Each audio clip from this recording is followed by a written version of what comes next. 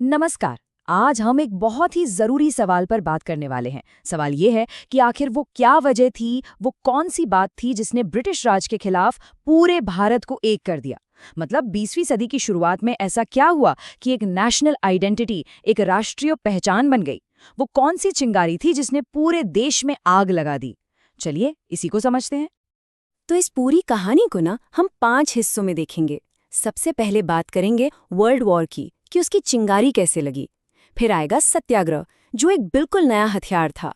उसके बाद असहयोग आंदोलन की जो जबरदस्त लहर उठी वो देखेंगे। फिर नमक सत्याग्रह और पूर्ण स्वतंत्रता की मांग।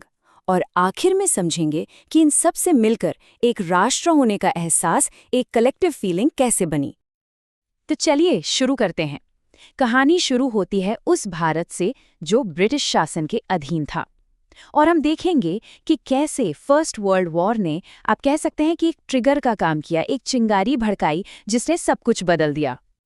तो देखिए, साल 1914 से 1918, ये 4 साल जब पहला विश्व युद्ध चला, इसने इंडिया के इकोनॉमिक और पॉलिटिकल, मतलब आर्थिक और राजनीतिक दोनों ही सिचुएशन को पूरी तरह से हिलाकर रख दिया। और हाँ, इसी बीच 1916 में लखनऊ पैक्ट हुआ, जो एक बहुत बड़ा माइलस्टोन था। इसने ये दिखाया कि हाँ, कांग्रेस और मुस्लिम लीग मिलके भी अपने हक की बात कर सकते हैं। तो हुआ क्या?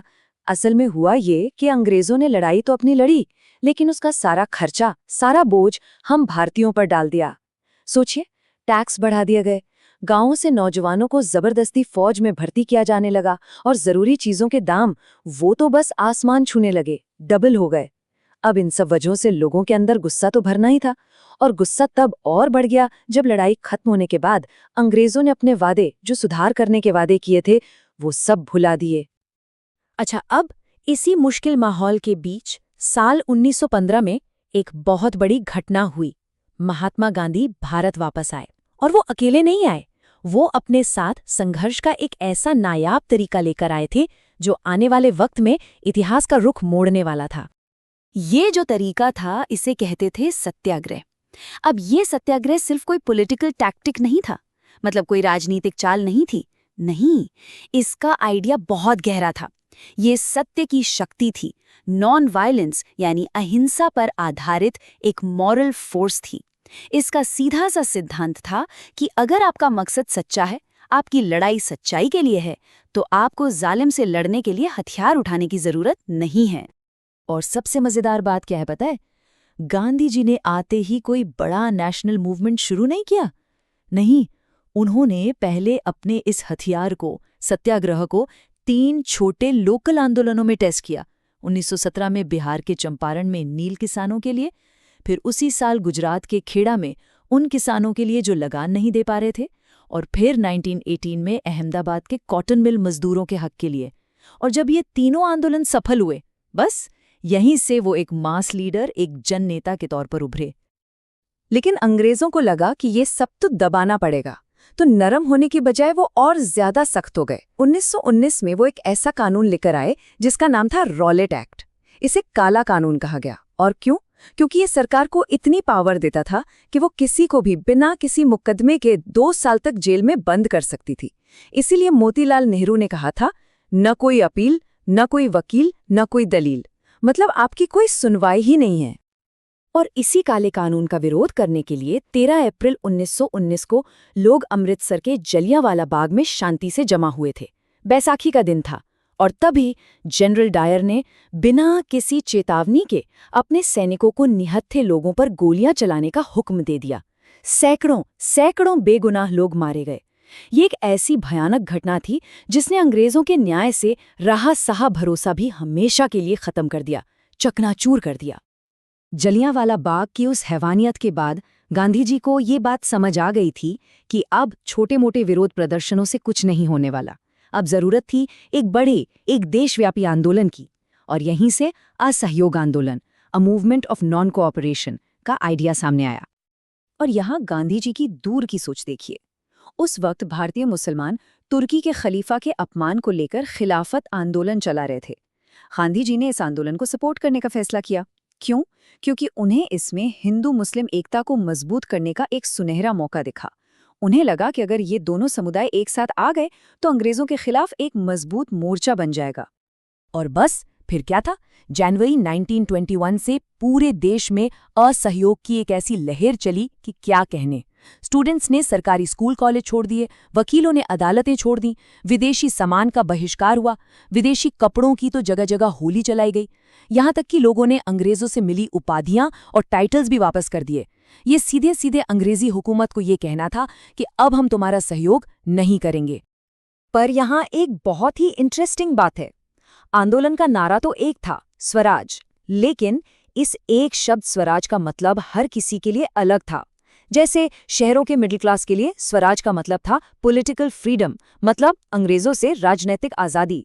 वहीं गांवों के किसानों और आदिवासियों के लिए इसका मतलब था जमींदारों के जुल्म से आज़ादी, कम टैक्स। और बागान में काम करने वाले मजदूरों के लिए, उनके लिए स्वराज का मतलब था कि वो उन बागानों को छोड़कर अपने गांव वापस जा सके।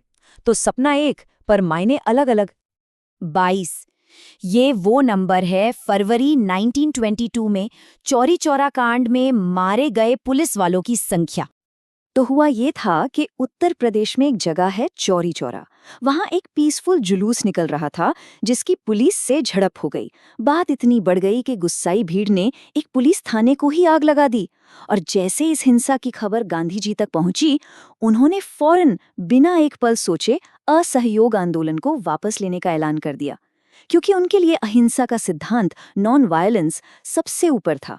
उससे कोई समझौता नहीं हो सकता था। आंदोलन तो रुक गया और उसके बाद कुछ सालों तक एक तरह की खामोशी छाई रही। लेकिन ये खामोशी किसी बड़े तूफान से पहले की शांति थी, क्योंकि अब जो लड़ाई का अगला फेज शुरू होने वाला था, उसमें मांग सिर्फ सेल्फ गवर्नमेंट की नहीं थी। अब मांग थी पूर्ण स्वराज की, कंप्लीट इंडिपेंडेंस की। और ये हुआ दिसंबर 1929 में। कांग्रेस का लाहौर सेशन था और अध्यक्ष थे जवाहरलाल नेहरू। और यहीं पर वो ऐतिहासिक प्रस्ताव पास किया गया, पूर्ण स्वराज का प्रस्ताव। मतलब अब हमें आधी अधूरी नहीं, पूरी आज़ादी चाहिए। The goal was crystal clear now. लेकिन सवाल वही था, इस बड़ी मांग को एक बड़े जन आंदोलन में कैसे बदला जाए, लोगों को जोड़ा कैसे जाए। और यहाँ गांधी जी की जीनियस देखिए। उन्होंने एक बहुत ही साधारण सी चीज़ को अपना हथियार बनाया, नमक। अब आप सोचेंगे, नमक ही क्यों? ये एक ब्रिलियंट चॉइस थी, क्योंकि नमक एक ऐसी चीज़ थी जो अमीर, गरीब, हिंदू, मुसलमान हर भारतीय के घर में इस्तेमाल होती थी। और इस मामूली सी चीज़ पर अंग्रेज़ों का टैक्स, उनके जुल्म का, उनके ऑपरेशन का सबसे बड़ा सिंबल था। 240 मील, लगभग 385 किलोमीटर। ये वो दूरी थी जो गांधी जी और उनके साथियों ने साबरमती आश्रम से दांडी तक पैदल, जी हाँ, पैदल चलकर तय की। 78 सिर्फ 78 भरोसेमंद साथियों के साथ गांधी जी ने इस ऐतिहासिक दांडी मार्च की शुरुआत की थी। पूरे 24 दिन तक ये यात्रा चली और फिर 6 अप्रैल 1930 को गांधी जी दांडी के समुद्र तट पर पहुंचे। उन्होंने वहां एक मुट्ठी नमक उठाकर और समुद्र का पानी उबालकर नमक बनाकर अंग्रेजों का नमक कानून तोड़ दिया। देखने में ये एक छोटा सा काम था, लेकिन ये एक चिंगारी थी। इसी एक कदम ने पूरे देश में सिविल डिसोबीडियंस मूवमेंट यानी सविनय अवज्ञा आंदोलन की आग फैला दी। तो आखिर में अब हम ये समझते हैं कि ये जो इतने सारे आंदोलन हुए, जो साझा संघर्ष थे, इन्होंने अलग अलग तरह के लोगों के बीच एक कलेक्टिव बिलोंगिंग, एक अपनेपन की भावना, एक राष्ट्र होने का एहसास कैसे जगाया। देखिए, नेशनलिज्म की ये जो फीलिंग है ना, ये सिर्फ लड़ाइयों और आंदोलनों से नहीं आती, ये आई कल्चरल चीज़ों से भी। जैसे भारत माता की तस्वीर जिसने देश को एक माँ का रूप दिया, बंकिम चंद्र का गीत वंदे मातरम जो आज़ादी का नारा बन गया, हमारा तिरंगा झंडा, और अपनी हिस्ट्री, अपनी लोक कथाओं को फिर से जानना और उन पर गर्व करना। इन सारे कल्चरल सिंबल्स ने मिलकर लोगों को एक धागे में पिरोने का काम किया, एक राष्ट्र के रूप में जोड़ा। और ये सब हमें एक बहुत बड़े सवाल पर लाके खड़ा कर देता है। हो सकता है कि ये आंदोलन जो हमने देखे वो अपने शॉर्ट टर्म गोल्स को पूरी तरह हासिल न कर पाए हों। असहयोग आंदोलन वापस हो गया, सिविल डिसोबीडियंस भी रुका, लेकिन सोचने वाली बात यह है कि इन आंदोलनों ने स्वतंत्रता संग्राम पर ऐसा कौन सा गहरा असर छोड़ा, वो कौन सी नींव रखी जिसके बिना शायद 1947 की आज़ादी मुमकिन ही नहीं होती।